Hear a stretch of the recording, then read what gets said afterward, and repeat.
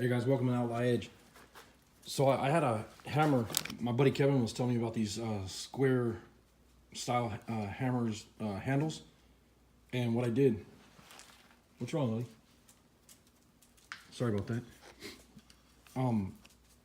My dog, when she whines like that, tells me somebody's here or she has to go to the bathroom. So I want to make sure she wasn't going to go to the bathroom in the shop. I'm over here goofing off at the shop. But anyways, Kevin was saying, you know, the square style hammer handles are a lot cheaper. And let me see if I can find one real quick. They're for like the square style hammers like this, like your claw hammers or whatever, or this style.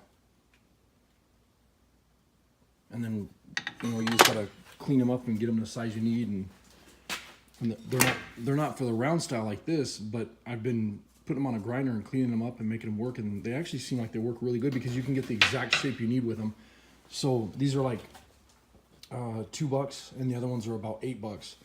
So I don't know what the difference is, but you know, these at Menards are way cheaper.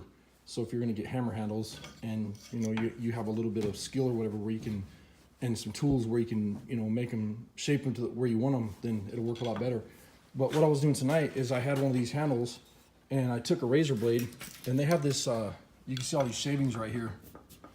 They have these handles covered with like a shellac, and you just take this and scrape it, and you can scrape off all the shellac. You gotta scrape pretty hard, and the stickers and everything.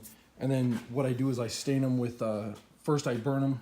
If I want to burn them or whatever, I just use a mini torch like this.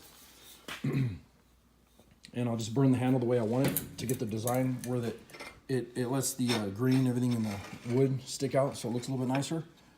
And then I use boiled linseed oil and wipe them down. But this handle, or this hammer, I got yesterday when we were on vacation, and we took a 2-day vacation and just relaxed, and me and Heidi and the kids, and it was fun. And we went to Walker, Minnesota and stuff, and Akeley and a couple other towns. And then today we were in Cook and Orr and other little towns like that. But it was a lot of fun. We saw some really cool stuff. But we were at an antique shop, and I found this old Bonney hammer. And it's an old vintage auto body hammer. And it was cut off right there. You can see where it was cut off. And I took and V'd that, and then I had a punch, because this is hardened steel. And I took that punch and I welded it on right here. So now I have a nice picking hammer to put in my collection. And then I polished this up a little bit, just good enough where I was happy with it. But this was one of them square handles, and you can see how I shaped it to fit it inside this small Bonney auto body hammer. But it turned out awesome. I like how it turned out. It has a really nice feel to it. And then I have a picking hammer, and then a body hammer. And then I might shape that a little bit better so it's not flat.